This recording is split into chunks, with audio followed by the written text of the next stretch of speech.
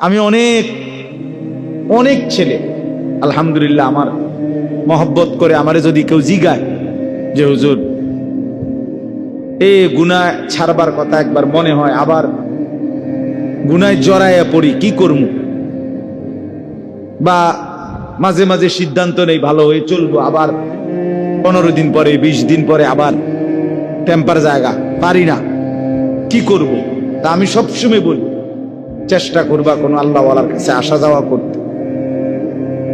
যদি না আসতে পারো ব্যস্ততার কারণে, পড়ালেখার কারণে, কর্মের কারণে, চাকরির কারণে, হতেই পারে ছুটি নাই আমার, তাহলে কমপক্ষে নিজ এলাকার তুমি যেখানে নামাজ পড়ো ওই ইমাম সাহেবের কাছে কতক্ষণ বসে থাকো, দেখবা ইমাম সাহেবেরই কও যে হুজুর আমার একটা ভালো কথা কয়ে দেন, আমার জন্য একটু দোয়া করে দেন, আমি যেন ভালো হয়ে চলতে পারি, আমি যেন আমার চরিত্রটা ঠিক রাখতে পারি।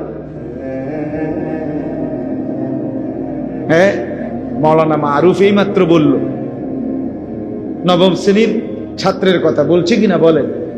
আমি যেই ছেলের কথা শুনছি এতক্ষণ 15-20 মিনিট মোবাইল বললাম যে কথা, এও এরকম কথাই বলছে, একই কথা।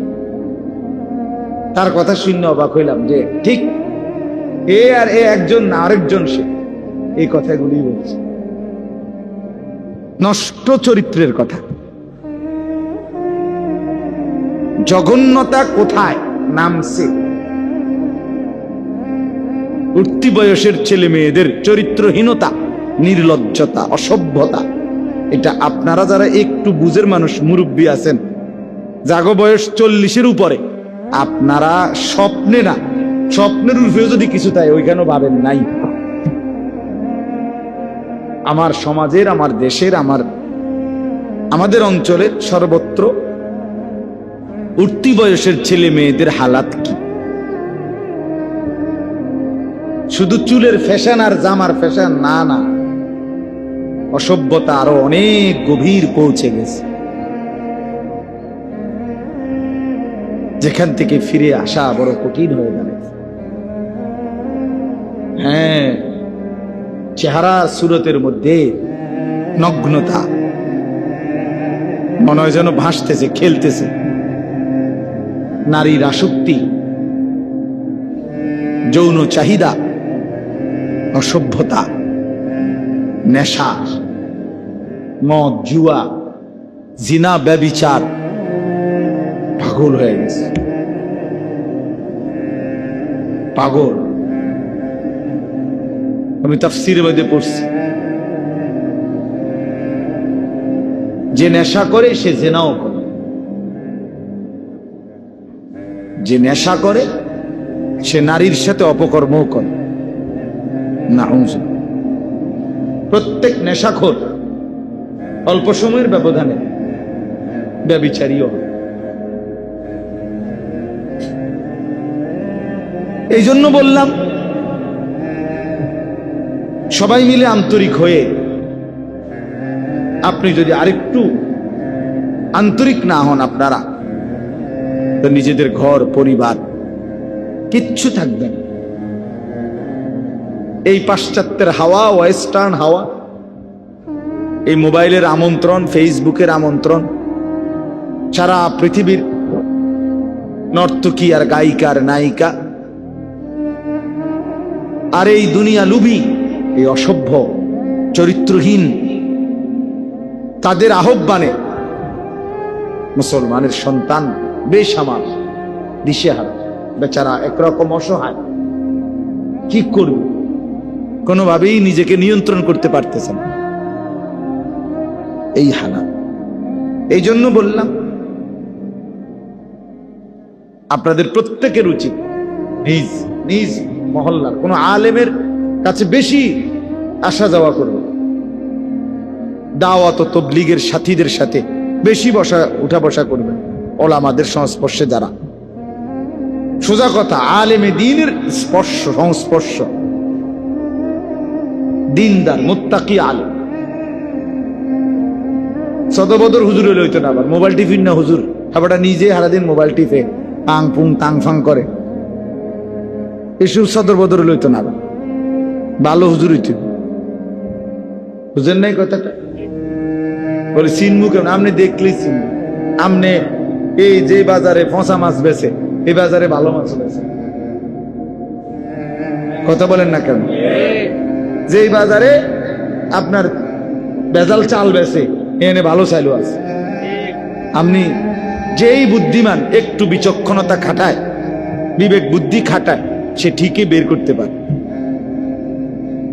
এখানেও পারবেন, এটা কঠিন কিচ্ছু না। আল্লাহ তাআলা কোরআনুল কারীমের মধ্যে বলছে, আল্লাহকে ভয় করলে, গুনাহ থেকে বাঁচবার সিদ্ধান্ত নিলে, আমি আল্লাহই তোমার অন্তরে একটা ফুরকান, পার্থক্য করার মতো শক্তি, একটা আলো তোমার অন্তরের ভিতরে আমি দিয়ে দেব। ইন তাত্তাকুল্লাহা ইয়াজআল লাকুম ফুরকান।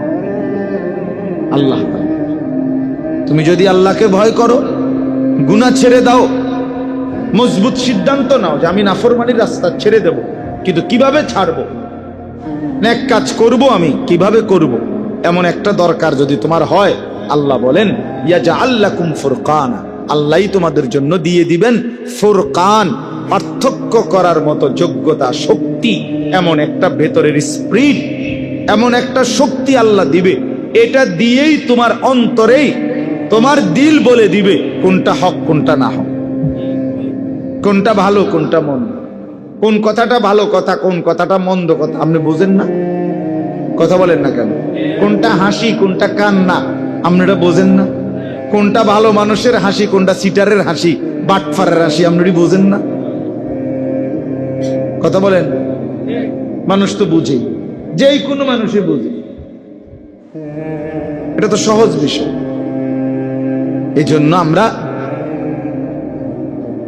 প্রত্যেকেই, আমি মারুফের কথা বলতে গিয়ে কথাগুলো বললাম, আমি খুব লম্বা করতে চাই না, রাত হয়েছে অনেক, আলহামদুলিল্লাহ তার বয়ানও আপনারা শুনছেন। আমার প্রথম কথা হইল এই, আপনাদের কাছে অনুরোধ করছি, প্রত্যেকেই স্থানীয় ওলামা, ইমাম, খতিব, তাদের সাথে সম্পর্ক বাড়াবেন। বুঝিনি আমার কথাটা কমছে? ইনশাআল্লাহ বাড়াবেন, ইনশাআল্লাহ, ইনশাআল্লাহ বেশি বসবেন, ওনারেই কইবেন, ইমাম সাহেব হুজুর আমারে দুইটা কথা কন, একটা কথা কন, একটা মিনিটে বলেন। হাদিসের মধ্যে আছে, বহু সাহাবী এরকম নবীজির কাছে আসছে, আয়েশা বলছে ইয়া রাসূলুল্লাহ আমারে একটা কথা কইয়া দেন।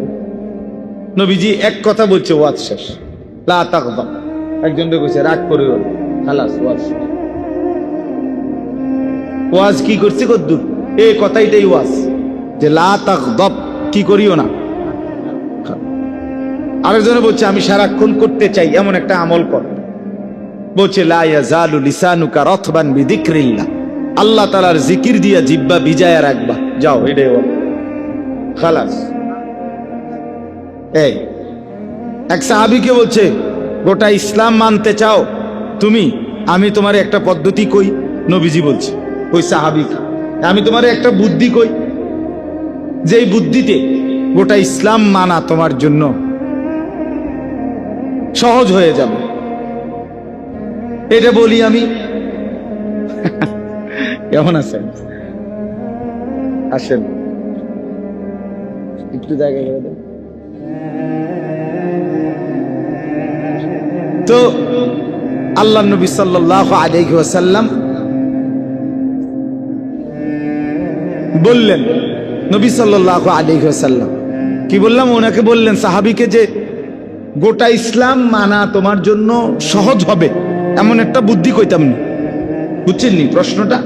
তো ওই সাহাবী বলল, বলেন ইয়া রাসূলুল্লাহ, বলেন আমাকে। তো নবীজি বললেন, কুফা, মানে এই জিহ্বাটা টাইনা একটু বাইর করে আর কি। নবীজি জিহ্বায় হাত দিয়ে বললেন, এভাবে আঙ্গুল লাগাইয়া বলে, কুফা লিসানা, তুমি তোমার এই জিহ্বাটাকে নিয়ন্ত্রণ করো, খালাস। এই যে ওনার ওয়াজ শেষ। মানে এই যে এক কথায়, এক শব্দে, এক বাক্যে ওয়াজ হইতে পারে, এটা দেখলেন নি? ওনার এই ওয়াজ দিছে এক উদ্দুর কথা, শেষ। হযরতে আনাস রাদিয়াল্লাহু তাআলা আনহু, ওনাকে একদিন নবীজি বলছে, ইয়া বুনাইয়া, হে আমার প্রিয় সন্তান, তোমার একটা নসিহত করি। নবীজি ওনারে বলতেছে, ইন কাদারতা আন তুসবিহা ওয়ালাইসা ফি কলবিকা গিশশুন লিআহাদ ফাফআল। আনাস শোনো, আমার একটা নসিহত শোনো, নবীজি বলতেছে, নবীজির খাদেম আনাস ইবনে মালিক বলতেছে, যদি তুমি পারো প্রতিদিন সকালবেলা তোমার দিলটা এরকম বানাইবা যে কারো প্রতি তোমার কোনো বিদ্বেষ নাই, এমনটা যদি করতে পারো ফাফআল, তাহলে কইরো, এটাই তোমার জন্য কল্যাণ। এই ওয়াজ শেষ, ওনারা এর দূরে গেছে। কারো প্রতি দিলে কি রাখো না, বিদ্বেষ, স্থায়ী শত্রুতা জমায়ে রাখো, বিদ্বেষ রাখো, এভাবেই দিল বানাও।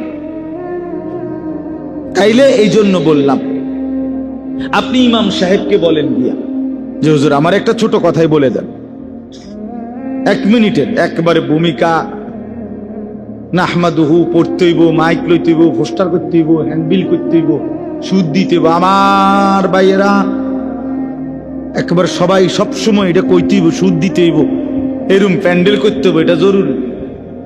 কথা বলেন না কেন? আখিরাতের পথ পাওয়ার জন্য, আপনার আমার নাজাতের জন্য, জান্নাতে যাওয়ার জন্য এরম প্যান্ডেল বাধ্যতামূলক। সবসময় পোস্টার করতে হইব নাকি? এটাই বুঝাইতে চাই। খেয়াল করবেন, ইনশাআল্লাহ দেখবেন লাভবান হবে, ভালো হবে, নিজের পরিবর্তন হবে।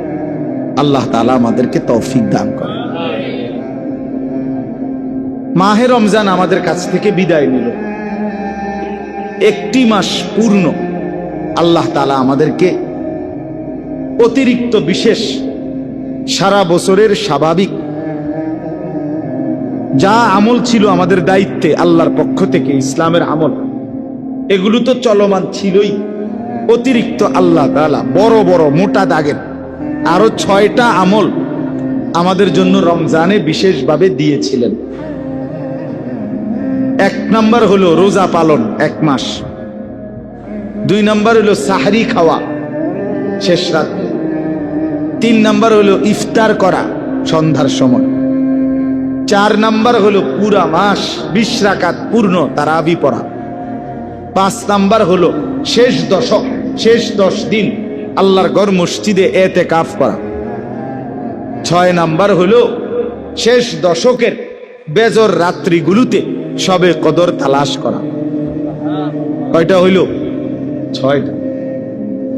আগের গুলো তো আছেই, 5 ওয়াক্ত নামাজ, তাহাজ্জুদ, রাত্রিবেলার, সন্ধ্যাবেলার আউয়াবিন, কোরআনুল কারীমের তেলাওয়াত, বেশি বেশি আল্লাহ তাআলার জিকির, দান, সাদাকা, যাকাত, এগুলো তো চলমান, এগুলো তো আগের মতো ছিলই না, এগুলো স্থগিত করছে, এগুলো তো ছিলই।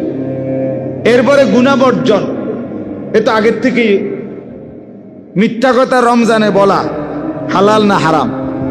তো আর অন্য মাসে একই রকম, একই রকম না? এটা মানে প্রত্যেকটা গুনাহ নিষেধ তো আগের মতোই চলমান ছিল, এগুলো তো আগেও নিষেধ, রমজানেও নিষেধ।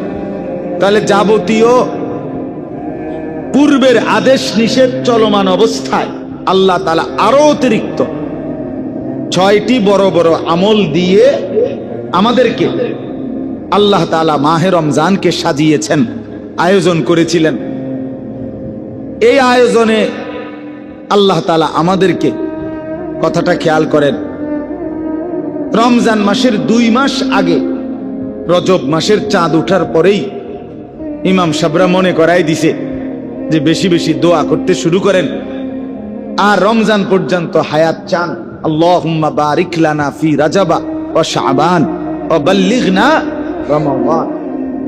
তাহলে রমজানের 2 মাস আগে থাকতে আল্লাহর বান্দা ইমানদাররা দোয়া শুরু করছিল রমজান পাওয়ার জন্য, কিন্তু ওই 2 মাসে দোয়া করতে করতে দোয়া অবস্থায়ও অসংখ্য মানুষ রমজান পায় নাই, কবরে চলে গেছে।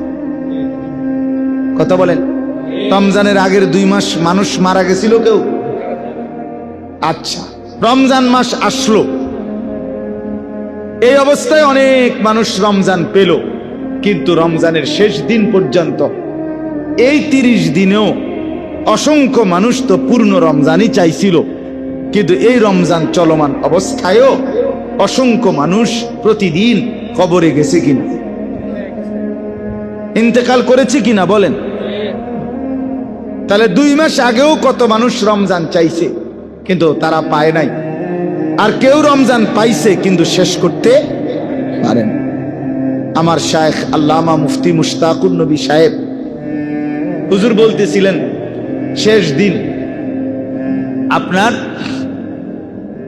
20 রমজানের দিন, যেদিন এতেকাফে ঢুকবে, ওই দিন মাগরিবের আগে দিয়ে ঢুকবে মসজিদে, ওই দিনকার আসর হুজুর কোটবাড়ি সুধন্যপুর ওনার মাদ্রাসার পাশ এলাকা, যে ওই মহল্লার মসজিদে আসরের নামাজ পড়ছেন। আগে ওনার মাদ্রাসার মসজিদে এতেকাফে ঢুকছেন, আমরা সবাই ঢুকছি, আমিও শায়েখের সাথেই এতেকাফ করি, হুজুরের সাথেই আমি এতেকাফ করি সব সময়, আজকে 11 বছর।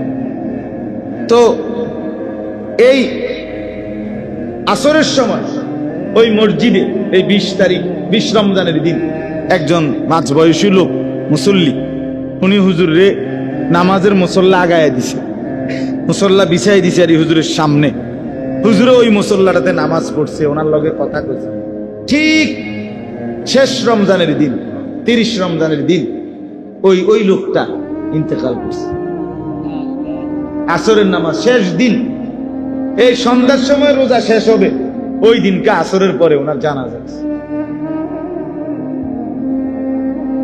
হুজুর বলতেছেন, দেখেন ব্যাপারটা আমি দেখছি এই 20 রমজানে, মানে আমি দেখকেই ওনারে মসজিদে আইছি, অর্থাৎ উনি আমারে আসরের সময় কি করে দিছিল, মুসল্লা বিছাই দিছিল।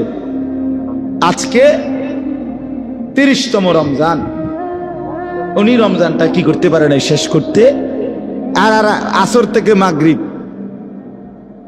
এর ভিতরেই উনি কবরের দেশে মাটির তলদেশে চলে গেছে। আমার বাপ তাইলে প্রথম এই কথাটা বুঝাইতে চাচ্ছি, কি পরিমাণ মানুষ আমরা এখানে, আমরা যারা কয়জন বসছি এখানে, আমরা আগে এটা চিন্তা করি যে কত মানুষই তো চেয়েছিল রমজান, সবার ভাগ্যে জোটে নাই, আবার অনেকেই পেয়ে পূর্ণ করতে পারে নাই। আল্লাহ তাআলা আমাদেরকে দয়া করে রমজান পর্যন্ত হায়াত পৌঁছাইছেন, আবার রমজানের পুরা মাস 30 দিন পূর্ণ হায়াত দিয়েছেন। কি পরিমাণ শুকর আদায় করা উচিত, কথা বলে, কি পরিমাণ কৃতজ্ঞতা আদায় করা উচিত, কি পরিমাণ আল্লাহ তাআলার শুকর আমাদের আদায় করা উচিত। আমরা যদি ভাবি ইনসাফের সাথে, বলে এই কৃতজ্ঞতার ভাষা কি হবে, যে আল্লাহ যে আমাকে এতেকাফের মধ্যে জান্নাতের রাস্তা আছে কিনা, জান্নাতের রাস্তার সামান এগুলো, জান্নাতে যাওয়ার উপকরণ এগুলো, তাহলে এগুলো যে আল্লাহ তাআলা আমাকে তৌফিক দিলেন করবার, পালন করার, আমাদের কি পরিমাণ কৃতজ্ঞ হওয়া উচিত ছিল, কি পরিমাণ শুকর আদায় করা উচিত, এটা হলো দেখার বিষয়। 1 নম্বর একটা বিষয় গুরুত্বপূর্ণ। আর আরেকটা বিষয় হলো, আমি শুধু এই 2টা কথাই বললাম, মাগরিব বাদে এই 2টা কথাই বলছি, এখনো বলতে চাই। আরেকটা বিষয় হলো এই 1 মাসের রমজান, তাহলে 1 নাম্বার হলো আমাদের শুকর আদায় করা উচিত, কৃতজ্ঞতা আদায় করা উচিত আল্লাহর প্রতি, কি পরিমাণ এত বড় রমজান পাওয়ার বরকতে, এটা আমরা ভাবা দরকার, ঠিক কি না বলেন? আর 2 নাম্বার হলো, এটাই 1 নাম্বার, এটা শুকরটা দ্বিতীয়, যেটা মূল টার্গেট। আগের সবগুলো ইবাদতের সাথে রমজানে আল্লাহ তাআলা অতিরিক্ত আরো 6টি ইবাদত যোগ করে, এই যে 6টার নাম বলছি কিনা, রোজা, ইফতার, সাহারি, তারাবি, এতেকাফ, শবে কদরের তালাশ, কটা হইছে? এই 6টার আগের গুলো সহ একসাথ করে এই যে রমজান আমাদেরকে দিলেন, ইমানদার আমাদেরকে দিলেন, কেন দিলেন? আল্লাহ তাআলা স্পষ্ট কোরআনে এটা বলছেন যে আমি আল্লাহর টার্গেট, আমার চাওয়া, লাআল্লাকুম তাত্তাকুন, যেন তোমরা মুত্তাকি হতে পারো, যেন তোমাদের মধ্যে তাকওয়ার গুণ অর্জিত হয়, এই জন্য দিছিলাম। এখন বলেন, 1 মাসের কোর্স তো শেষ হইল, ঔষধও খাইলেন, শরীরটার কি অবস্থা? এটা হলো দুনিয়াবি কথার ক্ষেত্রে আমরা বলি। একজন রুগী হসপিটালে ভর্তি হয়েছে, আজকে 1 মাস ধরে 6টা করে ওষুধ নিয়মিত খাচ্ছে ডাক্তারের প্রেসক্রিপশন মতে, যেমনে যেমনে কইছে। এখন 1 মাস পরে কেউ তারে দেখতে গিয়ে জিজ্ঞেস করতেছে, এখন আপনার শরীরের কি অবস্থা? আগে যেরকম দেখে গেছিলাম এখন কেমন লাগতেছে? তো এই লোক বলতেছে, আল্লাহর রহমতে, আপনাদের দোয়ায় আজকে 1 মাস লাগাতার ওষুধ খাওয়ার বরকতে আল্লাহর দয়ায় শরীরটা আগের চাইতে ভালো, রোগটা কমে গেছে, কমে যাইতেছে। দোয়া করেন আল্লাহ যেন পূর্ণ সুস্থ করে। এরকম দুনিয়ার মানুষ বলে কিনা? তো আল্লাহ তাআলাও তো চাচ্ছিলেন রমজানের এই একটি মাস আমাদেরকে যে যেন তোমরা মুত্তাকি হতে পারো, তাকওয়ার গুণ অর্জিত হয় তোমাদের মধ্যে। তো ওইটার হালাত কি? 1 মাসের ঔষধ আপনি তো খাইলেন, 6টা আমল আরো অতিরিক্ত করিলেন, রমজান পালন করিলেন। এখন আপনার আমার তাকওয়ার কি অবস্থা? যেটা টার্গেট ছিল তাকওয়া অর্জন হবে, মুত্তাকি বানাবে, এটা কি হইল? এটা কদ্দুর কর কথা বুঝছেন কিনা? যেদিন ঈদের চাঁদ উঠল সেই মাগরিব থেকে আজকের এশা পর্যন্ত, ওই দিনকার মাগরিব আর এশা ওহেন্দে 2 ওয়াক্ত, গতকালকের 5 ওয়াক্ত, আজকের 5 ওয়াক্ত, তাহলে হলো মোট কয় ওয়াক্ত? 12 ওয়াক্ত। এই 12 ওয়াক্ত নামাজের হালাত বলে। এই 12 ওয়াক্ত নামাজের মধ্যে যেই ওয়াক্ত নামাজ যাদের ছুটে গেছে তার তাকওয়া কোথায়? কথা বলে। তাকওয়া মানে কি? আমার শায়েখ বলেন, কিতাবের মধ্যে লিখছে, হুয়া মালাকাতুন ফিল কলব। তাকওয়া হচ্ছে এই দিলের মধ্যে অর্জিত একটি যোগ্যতা। কিসের যোগ্যতা? যোগ্যতা হইল এমন একটি যোগ্যতা যেটার আসলে হলে তাকওয়া, যে এই যোগ্যতার বলে ওই ব্যক্তির জন্য গুনাহ ছেড়ে দেওয়া সহজ হয়, ইবাদত পালন করা সহজ হয়। এটারে কয় তাকওয়া। এই যোগ্যতাটা আসা। রমজানের 1 মাসের টার্গেট ছিল এই যোগ্যতাটা আপনার মধ্যে আসবে। এই 6টা ওষুধ দিছে আপনারে, রোজা, ইফতার, সাহরি, তারাবি, এতেকাফ, শবে কদর, যেন আপনার মধ্যে ওই যোগ্যতাটা আসে, তাকওয়ার যোগ্যতাটা। যে যোগ্যতা বলে আপনি গুনাহ ছাড়বেন সহজ, গুনাহ ছেড়ে দেওয়া সহজ হবে, ইবাদত করা সহজ হবে, আল্লাহর হুকুম পালন করা। এখন এই 12 ওয়াক্ত নামাজ যাদের ছুটে গেছে তাদের 1 মাসের ঔষধ খেয়ে আল্লাহর হুকুমের রমজান পালন করে অর্জন কোথায়? তাকওয়া কই? গুনাহ না হওয়া, ইবাদত পালন করা, এটাই তো তাকওয়া। তো এটা কই বলেন? ঈদের আনন্দ, ঈদের ব্যস্ততার পরেও ভিতরেও আপনারা যে এতগুলো মানুষ আল্লাহর কথা শুনতে বসছেন, আপনারা আসলে রীতিমতো আল্লাহর ওলি, ভালো মানুষ আপনারা। আল্লাহ তাআলা আপনাদেরকে ভরপুর কবুল করে। এই মুহূর্তে মানুষ খুব বেশি ব্যস্ত, ঈদ উদযাপন করতেছে। রমজান যাই করছে না করছে, ঈদ খুব জমজমাট উদযাপন করতেছে। এর ভেতর দিয়েও আলহামদুলিল্লাহ আজকে পবিত্র ঈদুল ফিতরের পরদিন দীর্ঘ 1 মাসের মাহে রমজান আল্লাহ তাআলার ইবাদত আর বন্দিগি আল্লাহর দয়ায় আদায় করার পরে ঈদ পরবর্তী আজকের এই ইসলাহি মাহফিল, আমার প্রিয় ভাই, ছোট ভাই, আমার শায়েখ আল্লামা মুফতি মুশতাকুন নবী কাসেমী হযরত দামাত বারাকাতুহুমের আপন ছোট ভাই হযরত মাওলানা মুফতি মারুফ বিল্লাহ আপনাদের সামনে এতক্ষণ পর্যন্ত কথা বলেছেন। তার বয়ানের অর্ধেক অংশ বলা যায় আমি নিজেও শুনেছি। আমি আসছি আরো আগে, আরো আধা ঘন্টা আগেই আসছি। ইচ্ছা করেই এখানে এদিকে আসি না, একটু দূরে চেয়ারম্যান সাহেবের বিল্ডিং এ আসছিলাম, এমনি বসেছিলাম যে মারুফ আর একটু বলুক, এই কারণে দেরি করে আসছি, একটু ইচ্ছা করি। আমরাও শুনতেছিলাম, আপনারাও শুনেছেন। সে অনেক ভালো একজন আলেম, আল্লাহওয়ালা, দিল দরদি মানুষ, শায়েখের ছোট ভাই, কুমিল্লা ভিক্টোরিয়া বিশ্ববিদ্যালয় কলেজ মসজিদের ইমাম। অনেক যুবক আলহামদুলিল্লাহ এখন আমাদের এই মারুফ যিনি এখন বয়ান করলেন তার সংস্পর্শে ইউনিভার্সিটির কলেজের অনেক ছেলে, অনেক আলহামদুলিল্লাহ পরিবর্তন হচ্ছে। ইউনিভার্সিটি পড়ুয়া অনেক ছেলে আলহামদুলিল্লাহ তার সংস্পর্শে কোরআনুল কারীম শুদ্ধ করতেছে, শিখতেছে, ওযু, নামাজ, হালাল হারাম, পাক নাফাক, আখিরাতের ফিকির করতেছে।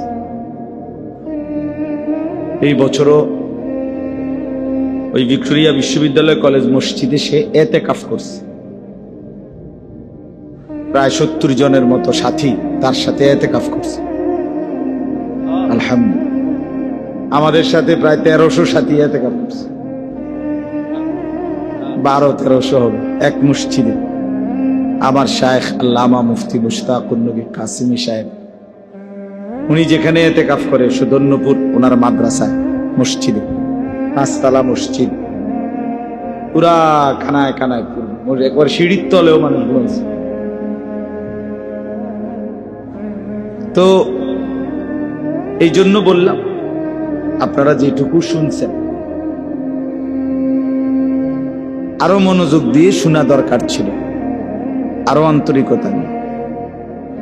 প্রকৃত অর্থে পরিচিতি, খ্যাতি, মানুষের কাছে জনপ্রিয়তা, এটা খুব জরুরি কোনো বিষয় না। বিষয় হলো আল্লাহর কথা মনোযোগ দিয়ে শোনা, উপলব্ধি করা, অনুভব করা। সে ছোট হোক, অখ্যাত হোক, অপরিচিত, ওয়ালাউ কানা আবদান হাবশিয়া, সে একজন হাবশি গোলাম, নিগ্রু গোলাম হোক,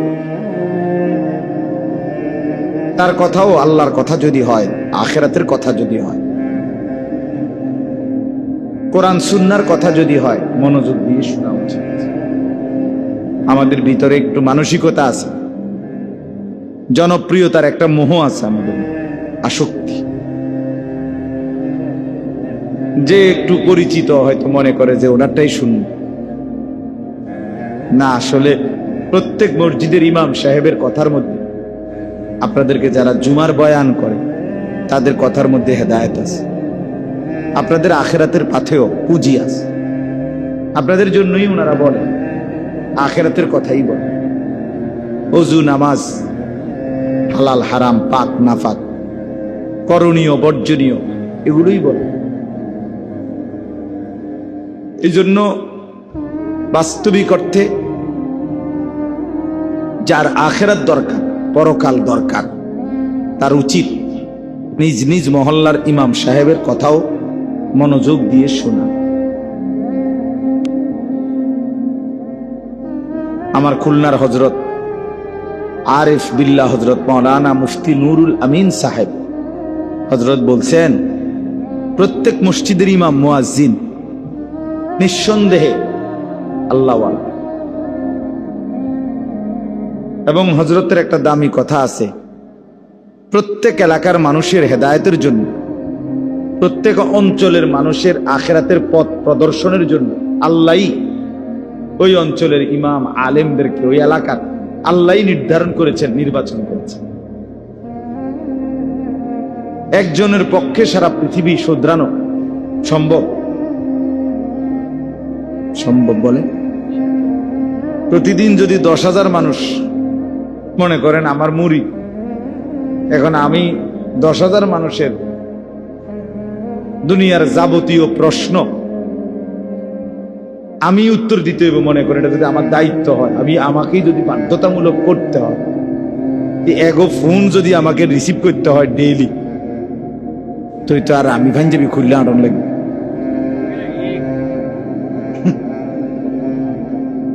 মনে করেন আজকে এই আসার পথে আমি এখন 2,500 নারায়ণগঞ্জ ওইখান থেকে বয়ান করে আসছি, মাগরিব বাদ ওইখানে বয়ান করছি। তো আসার পথে আমি একটা ফোন ধরছি, বরিশালের একটা ছেলে ফোন দিছে, তার কথাই আমার শুনতে হয়েছে 15-20 মিনিট। তার দুঃখ শুনতে শুনতে আমার জান শেষ।